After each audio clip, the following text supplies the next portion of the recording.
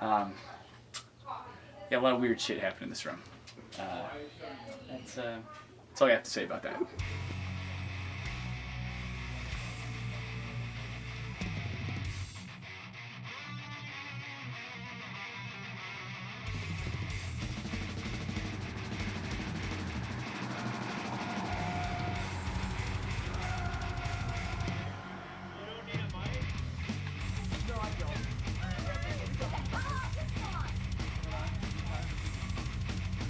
I'm Tyler Am, and I am the writer, director, editor, and one of the producers for Grace's Room.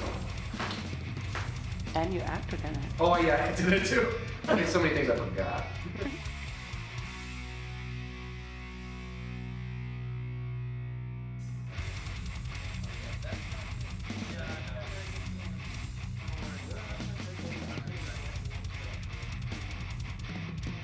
But my favorite moment of all was, it was like one of the, it was the last day for our lead cast, and we were shooting at the carnival, and it's the big climax of the film where Billy and her cousin Grace, they're, you know, the protagonist and the antagonist are together, and they're having this huge monologue fight as they're ascending this super big ride at the carnival, and I was so immersed in the moment, like I had chills the whole way up. And then like when they stopped, because it was just the three of us, we were at the top of the ride, they finished their dialogue and everything that was supposed to happen up there before Grace gets killed.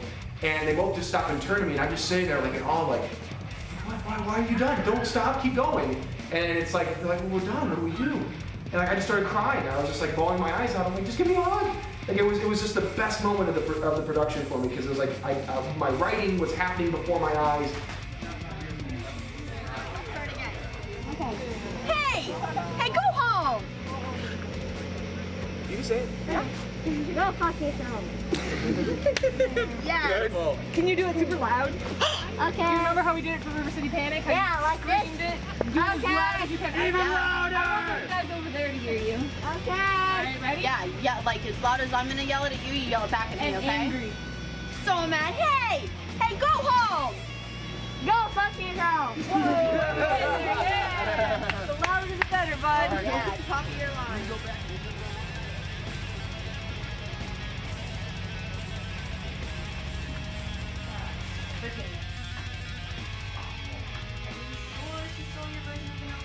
And then you guys talk about burning the effigy, which everybody and the audience is going to think it's that big thing, but instead it's a little 2-foot cutout of our lead character, Billy.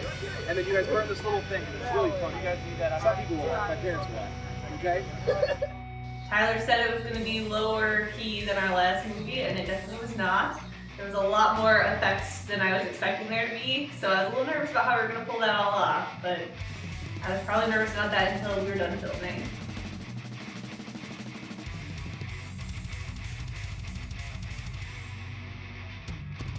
Share yourself on rock, man. That's right. Trying to find a 23J. I kind of had to reread it because I was like, how is this going to work? And I'm really happy, like all the crazy antics and everything got really put into the film. When I read the script, I was excited. I was so excited about this project because the script was just so funny. Some of the best script writing that I've seen for horror comedy movies. Just the whole second half of the script was absolutely hilarious. Like, everyone loved it. The giant demon creature, because I didn't know how that was going to be accomplished. That's why I was so glad to do this, because there were a lot of practical effects and a lot of things get lost in special effects and green screen.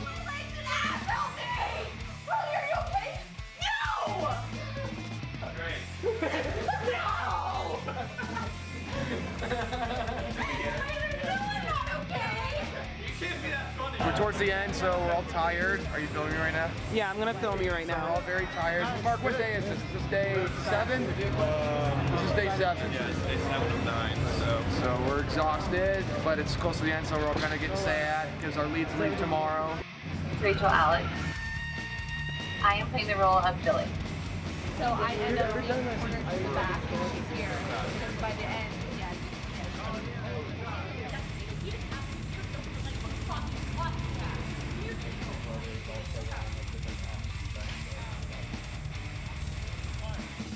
I'm Amber Herford, and I'm playing Harley.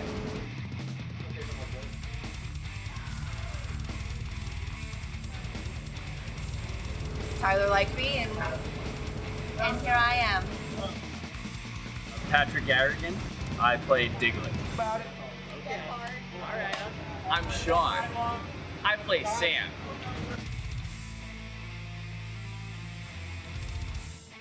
I built a lot of new characters, and the characters were so easy to write for, especially because I hadn't finished my script before I had cast everybody, and I had a wonderful lead cast, and like I knew their strengths and their weaknesses, and I wrote that into it, and so it was a very fluid process, and it was, I mean, it's the best thing I've written so far. Hey, you wrote good words. You wrote very good words. I actually met up with Tyler Am on his last project, River City Panic, and he called me back to be a lead actor in this. Well, I know a man. His last name is Am. And he's like, hey boy, you want to be in a motion picture? We're gonna make you a star. Finally getting the lead cast together, we had one day with them all together, because 3 are from LA, 1's from Massachusetts, and then Sean's from the area. And so we had one day to rehearse together, and it was awesome seeing them together for the first time. It's like I didn't even know, I didn't have to give them notes. Like I didn't know what to say to them, because it was just like, you guys are exactly what I was hoping for. And again, it had to do with me kind of knowing their strengths and weaknesses, writing it in the script, but then just seeing them together, it's like, they blossomed. I picked them up at the airport, most of them, and instantly they were just bonding and joking. But even the crew, they all bonded really great. Alright, I'm all set. Alright, opening our new call, right? Yep. Alright, and action.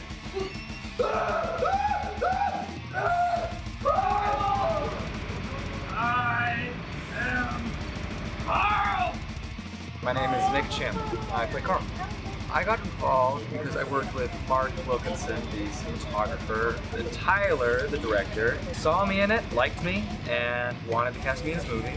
So sent me an email, and once he kind of described the project, once I got to know him, I realized that this was something I really wanted to do. So Figure that out later.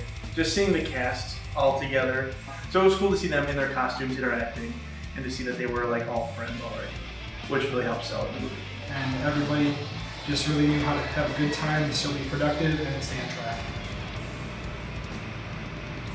Fuck you!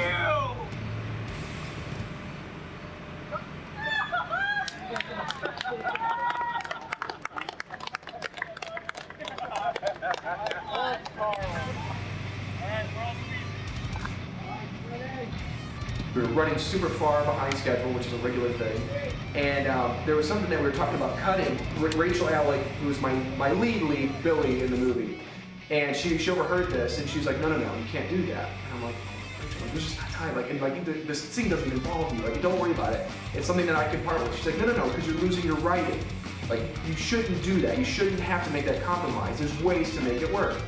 And like just her like fighting for me and fighting for my writing, because like nobody was telling me that I had to cut this. It's just like I was making that decision for the what I thought was the betterment of the production, and she saw it as a detriment, and she's like, no, you just can't do that. And like it was very chilling to have somebody like get in my face and say, no, do what you want to do. A lot of work. We did all of the pre-production in 5 weeks. About getting the cars out of the junkyard, making them into running operational cars.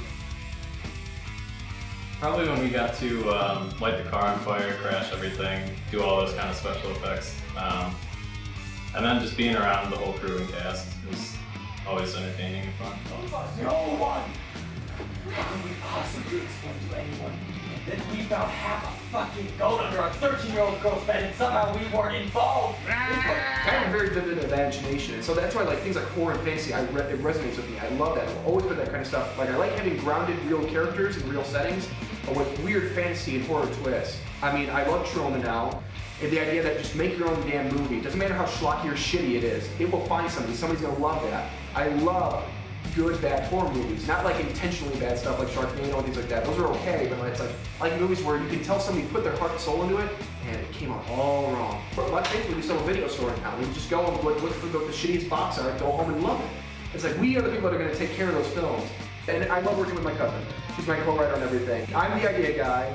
She's the grammar police. She's the structure police. She's the one that puts my really messed up thoughts onto paper, and then I get to put a little bit of jokes on there too, and it works out really good. We have a good relationship. I think my favorite moment was watching Rachel and Grace film the climactic scene going up the slide in their fight. That was really cool. That was my favorite scene to write, so watching that was really cool. I don't like horror films because I have nightmares. I actually don't like horror films. So, no, not really. Grace. Ooh, I love horror films. Halloween, The Babadook is really good. Some of my favorite horror films would have to be the Scream series. I am not a horror fan at all. I remember when I was like 8 or 9 years old, I saw Scream for the first time and scared me for the rest of my life. Suspense movies, Psycho will always be one of my favorite movies. Horror comedy, Tucker and Dale versus Evil wins every medal. Alien, Predator. I remember seeing like The Exorcist when I was too young, and Night of the Living Dead when I was too young. The Evil Dead Army of Darkness series, those are phenomenal. Very low budget, but still absolutely amazing. The creativity that it took to make those. The special effects were really fun to watch, especially through the camera, because then, you know, I get to get a look of how it's going to look when you actually, because otherwise you get to see from the outside and you know, okay, this looks cool, but is it going to look like a dummy falling off? You're like, no, you can't even tell. So, dummy scene tonight? Yep. Well, I made a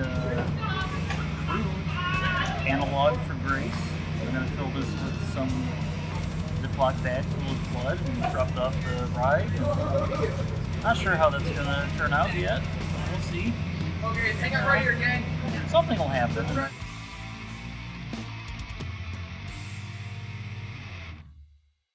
Zach, you set? I'm set. And action! Billy, you have overstayed your welcome. It is time My to come costume was terrible. It like squeezed my rib cage and I kept stepping on the back of my skirt and tripping over it. But I thought it looked really cool. It was just really itchy and really see-through. I don't know, getting to actually like be a part of it was just awesome. I haven't done anything like this before, so. I think just the little moments of watching people get to know each other and become a family.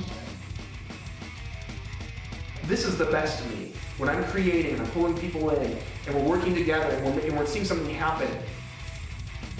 People who just are working for free for the most part, an entire 9 days, no sleep, working together every day, being excited about it. That's awesome. Like that was just super cool. I've been blessed immensely in that way. It's all about the experience. Seeing it on screen at the end and everybody's laughing and enjoying it, that's great. But like sitting back and reflecting on everything that happened, the moment where you had that spark of an idea, and you start writing notes down and to the point where it's on the screen, all of that, it's powerful. It's motivating. I love being inspired by other people and seeing them, not because they're working on my movie, it's not my movie, it's our movie,